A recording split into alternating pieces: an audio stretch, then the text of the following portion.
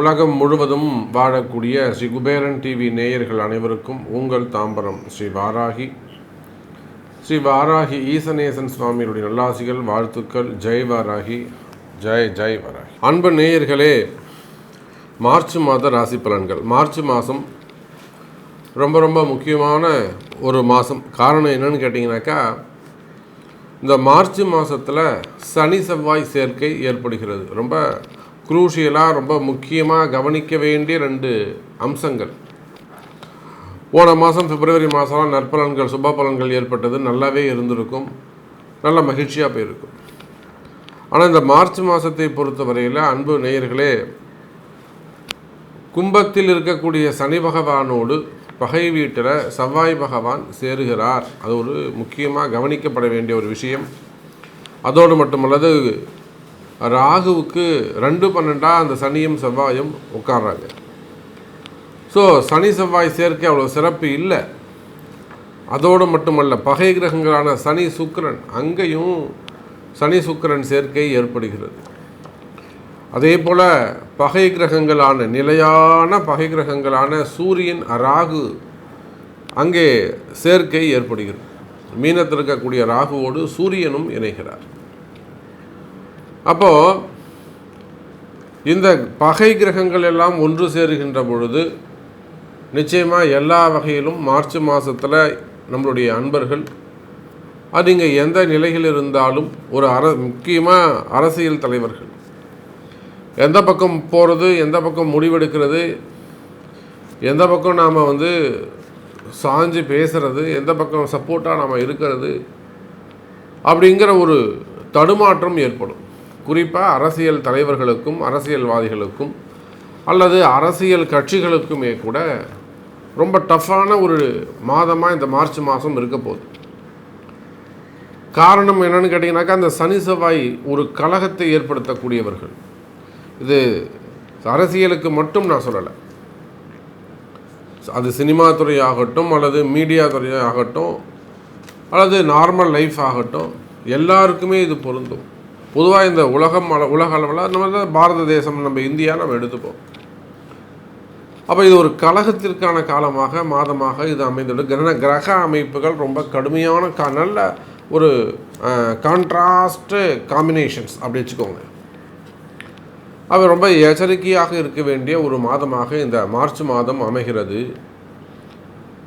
இதுவரை நாம் சந்தித்திராத, இதுவரை நாம் பார்த்திராத கிரக அமைப்புகள் எல்லாம் இந்த மார்ச் மாதத்தில் ஒன்று சேருது. மிகுந்த எச்சரிக்கையோடு இருக்க வேண்டும். குறிப்பாக ஃபேமிலி சப்ஜெக்டில், கணவன் மனைவி சப்ஜெக்ட்னா சூரியன் அங்கே ராகு, சூரியன் ராகு, அதே போல் இங்கே செவ்வாய் சுக்கிரன் சனியோட போய் சேர்ந்துக்கிறாங்க.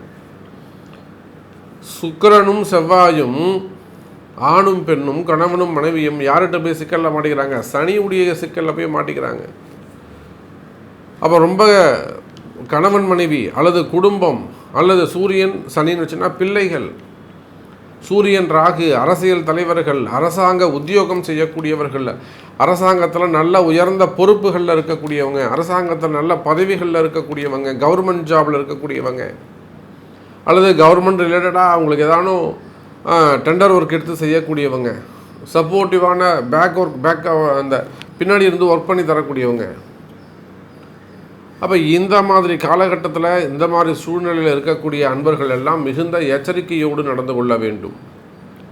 அதோடு மட்டுமல்ல, அங்கே பாருங்கள், சூரியன் ராகு இணைவு, அரசியல் கழகம் உண்டு, குடும்ப கழகம் உண்டு. அதே போல் தேவையில்லாத சிறைவாசங்கள், தேவையில்லை அரசியல் தலைவர்களாக இருந்தாலும், குறிப்பாக அரசியல் தலைவர்களுக்கு தேவையில்லாத சிறைவாசம் இதுவரையில் அவங்க எதிர்பார்த்துருக்கவே மாட்டாங்க. அவங்களுக்கு சம்மந்தமே இல்லாமல் ஒரு அரெஸ்ட் வரல, ஒரு என்கொயரி வருவதற்கான வாய்ப்புகள் உண்டு. அப்போ இந்த மாதிரியான ஒரு கடுமையான சூழ்நிலைகள் ரொம்ப ஜாக்கிரதையாக, கேர்ஃபுல்லாக ஹேண்டில் பண்ண வேண்டிய விஷயங்கள்லாம் அங்கே ஏற்படுகிறது. அப்போ செவ்வாய் சுக்கிரன், செவ்வாய் சனி செவ்வாய் சேர்க்கை சேர்ந்தாலே எப்பேற்பட்ட வற்றாத ஜீவன் நதிகள் கூட வற்றி போகும்னு சொல்லியிருக்கிறாங்க நம்ம ஜோதிட ஸ்லோகத்தில். செவ்வாயும் சனியும் கன்னியிலே சேர்வாரேயானால் கடலும் வற்றி போகும். கன்னி செவ்வாய் கடலும் வற்றி போகும்.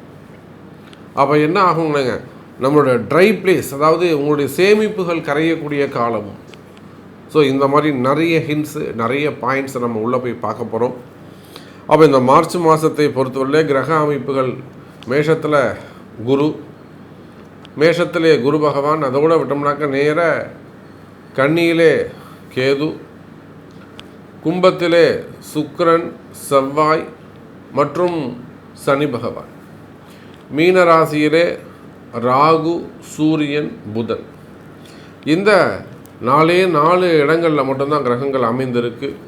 இதில் 2 வீடுகளில் 3 கிரக சேர்க்கை அமைந்துள்ளது. இதுவும் நம்ம ஒரு குறிப்பிட்டு பார்க்க வேண்டிய விஷயம். காலபுருஷனுக்கு 11ஆம் வீடு, 12ஆம் வீடு என்று சொல்லக்கூடிய 2 பாவங்களிலும் 3 கிரக சேர்க்கை அமைந்துள்ளது. அந்த 3மே பகை கிரகங்கள் ஒன்றோடு ஒன்று இணைந்திருக்கிறது. இதுவரையிலும் தவிர அரிசிக்கிட்ட பகை, அந்த பகையாளிகள், பங்காளிகள் கூட இன்றைக்கி ஒன்று சேருவதற்கு சூழ்ச்சிகளுக்காக, நல்ல விதமாக தர்மத்துக்காக இல்லை, சூழ்ச்சிகளுக்காக ஒன்று சேரக்கூடிய வாய்ப்புகள் ஏற்படுகிறது. ஸோ வாருங்கள், ஒவ்வொரு ராசிக்கும் எப்படி இருக்குது, இந்த மார்ச் மாதம் எப்படி செய்யப்போகுது, முக்கியமாக நம்ம என்ன ஆஸ்பெக்ட்லாம் பார்க்க போகிறோம் அப்படிங்கிறத ஒவ்வொரு ராசிக்கும் தனித்தனியாக பார்க்கலாம். வாருங்கள். அப்போது மகர ராசி நேயர்களே, மகர ராசி நேயர்களே, இந்த மார்ச் மாதத்தை பொறுத்தவரையில் ரொம்ப குரூஷியலான ஒரு மந்தாக அமைய போது நம்ம பார்த்தோம்னா, மெயினாக உங்கள் ராசிநாதன் சனி பகவான் பகை கிரகங்களோடு இணைகிறார். பொதுவாக நற்குணங்கள் பெரியவங்க சொல்லுவாங்க, பசங்க யாருன்னு பார்க்குறத விட பசங்களுடைய நண்பர்கள் யாருன்னு தெரிஞ்சால் நம்ம பையனை நம்ம கண்டுபிடிச்சிடலாம் அப்படின்வாங்க. அவன் என்ன பண்ணுறான், என்ன வேலை செய்கிறான் அப்படிங்கிறத கண்டுபிடிச்சிடலாம். அப்போது நண்பர்கள் அமைவது, சேர்க்கை அமைவது ரொம்ப முக்கியம். அதே போல் மகர ராசி என்பவர்களே, உங்களுடைய ராசிநாதன் 2ஆம் பாவத்தில் இருக்கிறார். 7.5 சனியில் கடைசி பாதத்தில் இருக்கிறீங்க. மேக்சிமம் கஷ்டங்களை எல்லாம் தாண்டி கடந்து வந்து விட்டீர்கள். எத்தனையோ மகர ராசி என்பவர்கள் பலவிதமான கஷ்டங்கள்னு சொன்னால் ஏதோ சாதாரணமானதில்லை, பலவிதமான கஷ்டங்களை எல்லாம் நம்மளுடைய மகர ராசி நண்பர்கள் கடந்து வந்துட்டாங்க. இன்னும் நிறைய மகர ராசி நண்பர்கள் நமக்கு தெரிஞ்சு எத்தனையோ பெரிய பெரிய செல்வந்தர்கள், நல்ல உச்சத்தில் இருந்த தொழிலதிபர்கள்லாம் கூட சூழ்நிலைகள் மாறி, கால சூழ்நிலைகள், செய்வினைகள், என்னென்னமோ காரணங்கள், ஆனால் எல்லாத்துக்கும் காரணம் ஜாதகம் தான். அப்போ உயர்ந்த நிலையில் இருந்த மகர ராசி அன்பர்கள் கூட கடுமையான சூழ்நிலைக்கு வந்திருக்கிறாங்க. ஒரு சில மகர ராசி அன்பர்கள் அந்த கஷ்டங்களை விட்டு விலகி நல்ல முறையில் படிப்படியாக இப்போ கொஞ்சம் உயர்ந்து வர்றது சந்தோஷத்தை தரக்கூடியதாக, ஒரு நிம்மதியை தரக்கூடியதாக அமைகிறது. அப்போ இந்த மார்ச் மாதம் பார்ப்போமேயானால், மகர ராசி அன்பர்களே, உங்களுடைய ராசிநாதன் செவ்வாய் பகவான் ராசிக்கு சனி பகவான் ராசிக்கு 2ஆவது வீட்டில் இருக்கார். அங்கே என்ன விஷயம்னு கேட்டிங்கன்னா, 2 பேரோட இணைகிறார். யாருன்னா, ஒன்று செவ்வாய், இன்னொன்று சுக்கிரன். இந்த 2 பேருமே அவருக்கு ஆகாதவங்க, 2 பேருமே அவர்களுக்கு பிடிக்காதவர்கள், பகைவர்களாக அமைந்து விடுகிறார்கள். சனியும் செவ்வாயும் சேர்ந்தால் ஒரு விதமான யுத்தம். என்ன மாதிரி யுத்தம்னாக்கா, கடுமையாக உழைப்பீங்க, உங்களுக்கு நல்ல பேரே கிடைக்காது. அதான் விஷயம். அடிமையாக இருக்க வேண்டும், யாராவது ஒருத்தருக்கு அடிமையாக இருக்கிறது சிறப்பு. அப்போ இந்த சனி செவ்வாய் சேர்க்கை இருந்தாலே அவங்க சுய தொழில் செய்வதை விட இன்னொருத்தருக்கு கீழே கட்டுப்பட்டு வாழ்வது தான் அவங்களுக்கு நிம்மதியை தரக்கூடியதாக இருக்கும். கட்டுப்பட்ட வாழ்க்கை அப்படி கூட நம்ம சொல்லலாம். அங்கே கூட சுக்கிரனும் சேர்கின்ற பொழுது எப்பேற்பட்ட செல்வ செழிப்புகள் இருந்தாலும் நிச்சயமாக கவனமாக எச்சரிக்கையாக நடந்து கொள்ள வேண்டும். இன்னொரு காம்பினேஷன் பார்த்தீங்கன்னாக்கா, மகர ராசி என்பவர்களே, ராசிக்கு 8ஆம் அதிபதி என்று சொல்லக்கூடிய சூரியன் ராசிக்கு 8 கூடியவன் 3லே ராகுவோடு இணைகிறார், 9ல் கேது. அப்போ மகர ராசி என்பவர்களே, உங்களுக்கு யாரெல்லாம் மெயினாக சப்போர்ட் பண்ணுவாங்களோ, பூர்வ புண்ணியாதிபதி ஆகட்டும் அல்லது 9ஆம் அதிபதி ஆகட்டும், இவங்களோட சப்போர்ட்லாம் இந்த மாதம் கொஞ்சம் ட்ரபுளான விஷயமாக அமைகிறது. அப்போ என்ன செய்யணும்? அங்கே சூரியன் ராகு தொடர்பு ஏற்படுகின்ற காரணத்தினாலே மகர ராசி என்பர்களே, குறிப்பாக தொழில் செய்யக்கூடியவர்கள், பிஸ்னஸ் செய்யக்கூடியவர்கள், அல்லது அரசியலில் இருக்கக்கூடியவர்கள், அரசியலில் ஈடுபட்டிருக்கக்கூடியவர்கள், மெயினாக சொல்லணும்னாக்கா அரசியல் தலைவர்கள், அரசியலில் பொறுப்புகளில் இருக்கக்கூடியவங்க, அரசாங்கத்தில் பொறுப்பில் இருக்கக்கூடியவங்க, கவர்மெண்ட் ஜாப் பண்ணக்கூடியவங்க, அரசாங்க உத்தியோகம் செய்யக்கூடியவர்கள், அதில் நல்ல ஒரு ஹையர் பொசிஷன், நல்ல ஒரு எஸ்டிஓ அல்லது ஏஇ, அது secretary, chief secretary, director, chairman, இதெல்லாம் நிறைய உயர்ந்த பொறுப்புகள், ஐஏஎஸ், ஐபிஎஸ், அந்த மாதிரி உயர்ந்த பொறுப்புகளில் இருக்கக்கூடிய மகர ராசி அன்பர்களே, உங்களுடைய வேலையில் நீங்கள் ரொம்ப கவனமாக இருக்க வேண்டும். உங்களுக்கு கீழே வேலை செய்யக்கூடியவர்கள், நீங்கள் சற்றும் எதிர்பார்க்காத வகையில் உங்களுக்கு கீழே வேலை செய்யக்கூடிய அன்பர்கள் நிச்சயமாக உங்களை பற்றின தவறான தகவல்களை தெரிவிக்கிறதுக்கான வாய்ப்புகள் உண்டு. அவங்க தான் உங்களுக்கு எதிரி. அப்படி பார்க்கின்ற பொழுது வேலை செய்கிற இடத்துல வேலையில் ரொம்ப கவனமாக நடந்து கொள்ள வேண்டும். ஜாபில் ரொம்ப ஜாக்கிரதையாக இருக்கணும். வேலை வாய்ப்புகள் ரொம்ப ரொம்ப வேலை செய்யக்கூடிய இடத்துல ரொம்ப கவனமாக இருக்க வேண்டும். அதே போல தான் மகர ராசி என்பர்களே, தொழில் செய்யக்கூடிய இடங்களிலும் தொழிலுமே கூட ரொம்ப எச்சரிக்கையாக நடந்து கொள்ள வேண்டும். நிச்சயமாக உங்களுடைய தொழில்காரகன் மகர ராசிக்கு 10ஆம் அதிபதி யார்? சுக்கிரன். 10ஆம் அதிபதி சுக்கிரன். அந்த சுக்கிரன் தான் 2வது வீட்டில் உட்காந்துருக்கிறார். ஆனால் சனியோடு சேர்ந்துருக்கிறார், செவ்வாயோடு சேர்ந்துருக்கிறார். அந்த 7.5 சனிகள்னா நம்ம அவங்கள ஒன்றும் சொல்ல முடியாது. இதே 10 கூடியவன் 2ல் இருக்கிற தொழில் சிறப்பாக இருக்கும், தனம் அதிகமாக இருக்கும், வருமானம் அதிகமாக இருக்கும் அப்படின்னு நம்ம சொல்லலாம். இப்போவும் 10ஆம் அதிபதி இந்த கர்மஸ்தான அதிபதி அல்லது தொழில்ஸ்தான அதிபதி 2வது வீட்டில் தனஸ்தானத்தில் உட்கார்ந்துருக்கிறதால நிச்சயமாக தனவரவு, பணவரவு இருக்கும். பணங்காசுகள் வந்து சேரும். பிஸ்னஸ் நல்ல முறையில் இருக்கும். பணங்காசு வருமானத்திற்கு குறைவு இருக்காது. இது நீங்கள் தாராளமாக அழுத்தமாக சொல்லலாம். கஷ்டங்கள் இருக்கும், எதிரிகளுடைய தொந்தரவுகள் இருக்குமே தவிர மகர ராசி அன்பர்களே, உங்களுடைய வருமானம் அதிகரிக்கும். நீங்கள் அதை ஏதோ தப்பாக நினச்சிக்க போகிறீங்க. வருமானம் அதிகரிக்கும், வருமானம் இருக்கும்.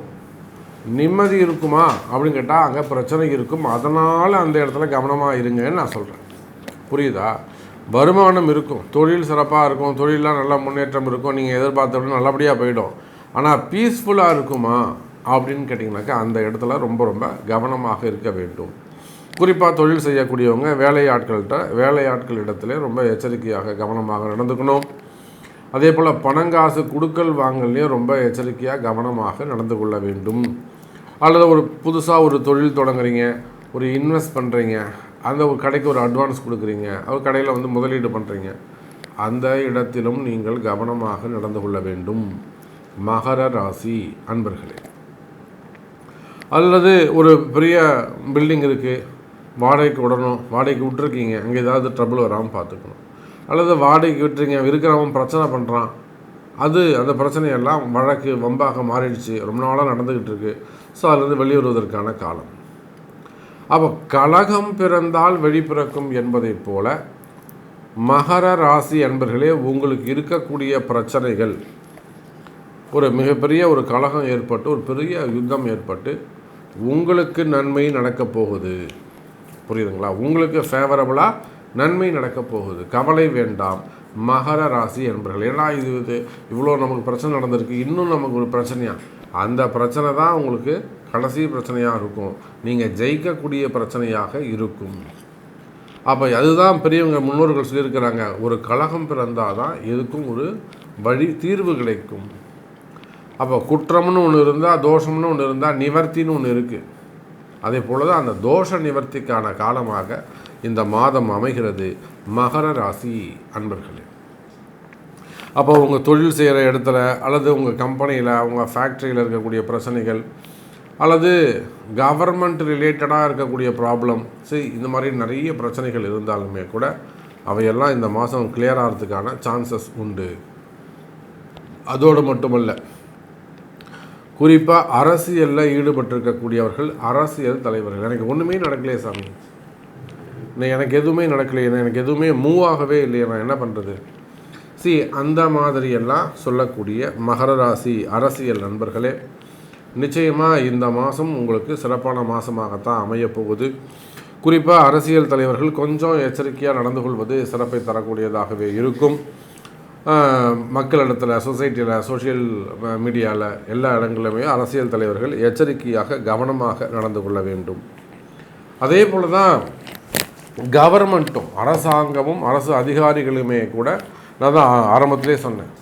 அதே போல் தனியார் வேலை செய்யக்கூடியவர்கள், தனியாரில் உத்தியோகம் பண்ணக்கூடியவங்க, வெளிநாட்டில் உத்தியோகம் பண்ணக்கூடியவங்க, வெளிநாட்டில் பிஸ்னஸ் பண்ணக்கூடியவங்க, இவங்க எல்லாருமே கூட மிகவும் வேலையில் ரொம்ப கவனமாக எச்சரிக்கையாக நடந்து கொள்ள வேண்டும். இடமாற்றம் வர்றது, வேலை மாற்றம் வருவது, அல்லது வேலை செய்கிற இடத்துல பிரச்சனையாக இருக்கிறது, இந்த மாதிரியான ப்ராப்ளம் இருக்குமே. ஆனால் இதெல்லாம் சால்வ் ஆகிறதுக்கான வாய்ப்புகள் உண்டு. அதே போல் குடும்பத்தை பொறுத்தவரையில் மகர ராசி அன்பர்களே ரொம்ப ரொம்ப ரொம்ப முக்கியம். ஃபேமிலியில் ரொம்ப அட்ஜஸ்ட் பண்ணிட்டு போகிறது ரொம்ப முக்கியமானதாக அமையும். குறிப்பாக கணவன் மனைவி அல்லது பெற்றோர்கள், மாமனார் மாமியார் நாத்தனார், அந்த மாதிரி கொஞ்சம் இந்த ஒரு மாதத்தை கொஞ்சம் விட்டு கொடுத்து, சித்திரை பிறக்கிறவர்களும் இந்த ராகு சூரியன் அல்லது சனி செவ்வாய் சேர்க்க, சனி சுக்கிரன் சேர்க்க, இதெல்லாம் கொஞ்சம் சித்திரை மாதம் வரலாம். ஒரு 45 நாள் போயிடுச்சுன்னா அப்புறம் நீங்கள் ஃப்ரீயாக இருக்கலாம், சித்திரை பிறந்துருச்சுனாக்கா. அதனால் குடும்ப பெண்கள் மிகுந்த எச்சரிக்கையோடு கவனத்தோடு நடந்து கொள்ள வேண்டும். பொறுமையை கையாளணும்.